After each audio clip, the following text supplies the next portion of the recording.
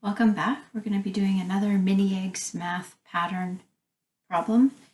And this time we're going to go beyond the algebra and also look at graphing.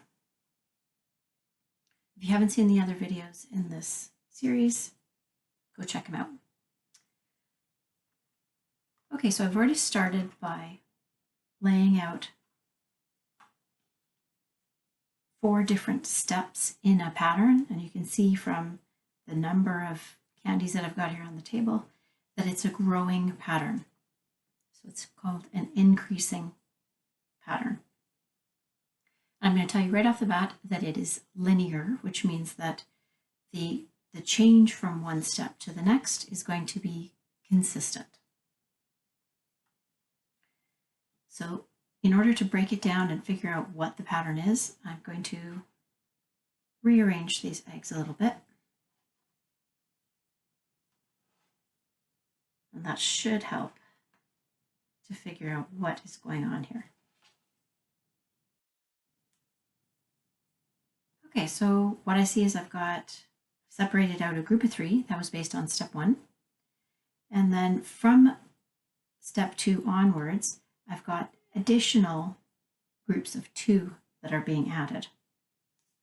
So this step in the process, I'm actually going to go back a step. I'm going to go back to step 0.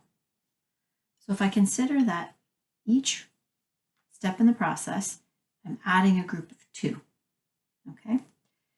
I can rearrange this first step so it also has a group of 2, like this.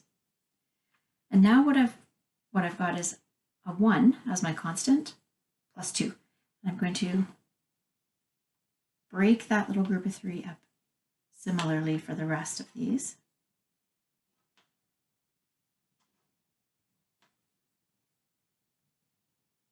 And what that does for me is it tells me that the 0 step, if I keep going, so here I've got 4 groups of 2, 3 groups of 2, 2 groups of 2, 1 group of 2. The 0 step would have only 1 egg in it. Okay, so how are we going to represent that? First thing, we're going to make a table of values.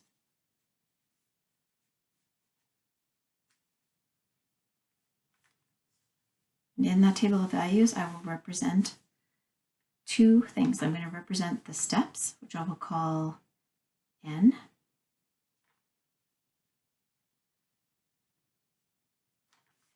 And the eggs, which I will use E for that. Okay, both of these are values that are countable.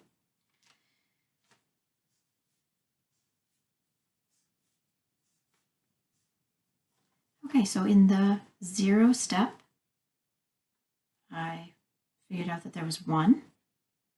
First step, total was 3. Second step, the total is 5. And I can already see what's happening here. This is showing those additional groups of 2 that are being added. This one's 7, this one's 2, 4, 6, 8, 9.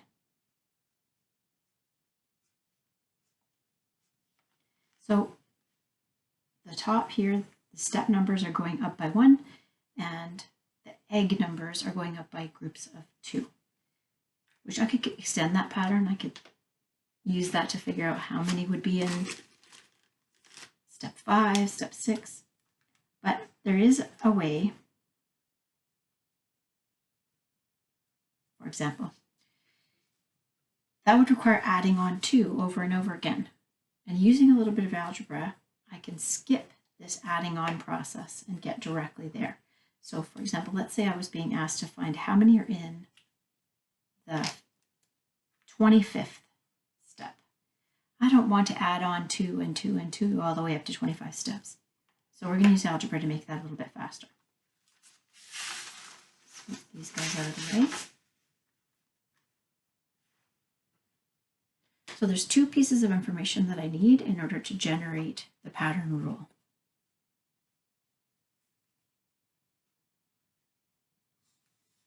The first piece of information that I'm going to use is that plus 2, the groups of 2 that are going up each step.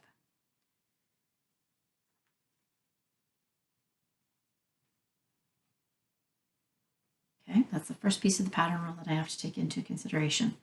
The second part of the pattern rule that I have to think about is how many eggs were there in the 0 step?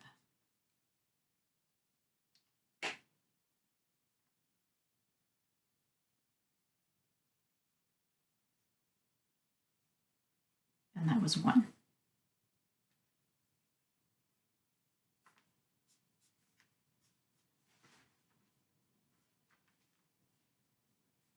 So in order to find the number of eggs in any step,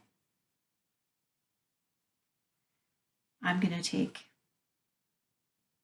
n groups of 2, and I'm going to add 1.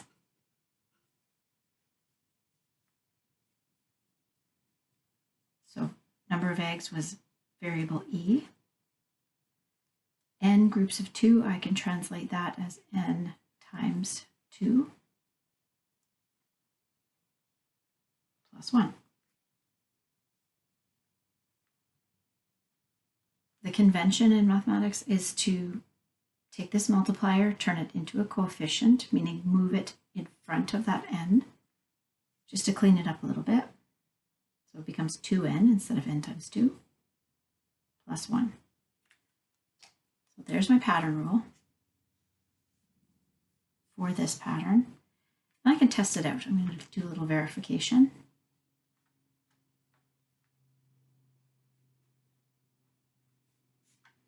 So if I take, for example, the 4 here, step 4, and I plug it into the rule, put the 4 where the n was, I'm going to get the number of eggs in the 4th step is 2 times 4 plus 1, which is 9. And sure enough, look back at your table, it is 9. And you can test it out with the other values as well, it'll work. Okay, so then let's get to the graphing. Remember at the beginning I told you this was a linear pattern? You see right now why we call it that. So I'm just making a simple graph that has 2 axes. Okay, normally this horizontal axis would be called x and the vertical would be called y. In this case, I've used n and e.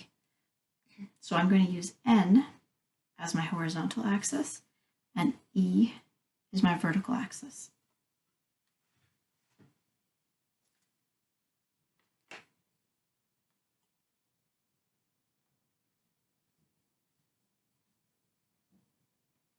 One, two.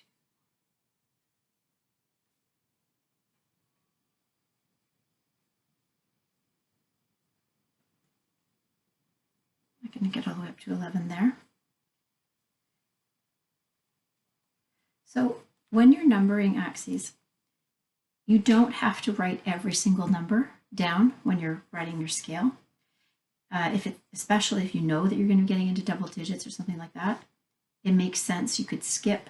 So you're counting, say, 5 spaces, write 5, and then skip 5, right? And just write every 5th number instead of writing every single number. It also saves a lot of time. Okay, so we're going to plot these points on here.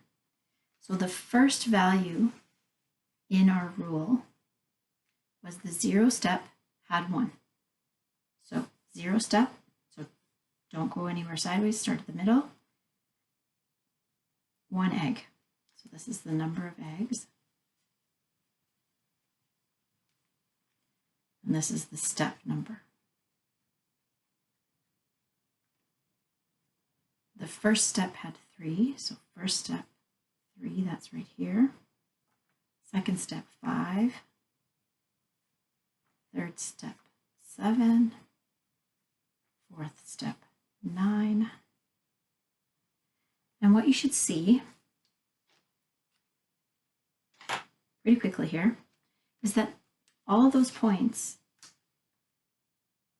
end up aligned in a line. That's what we're talking about, it being linear. So even though I used my pattern to get the 5 and 11, I could also use this line and it would tell me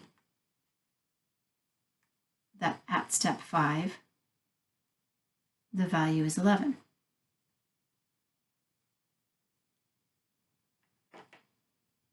So generally, I've plotted the points here, I've shown that they're aligned, and then you can see that I've got the pattern rule written here algebraically, and that is also something that you would want to do when you've drawn a graph and you've got points that are in a line or in a curve, or whatever it turns out to be, and you have an equation that describes that pattern.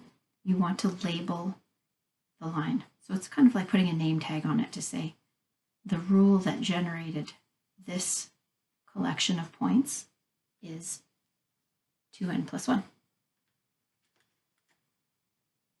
So that brings us back to 25. If I wanted to find step 25 using my graph, I would need to extend my graph way out over here and way up.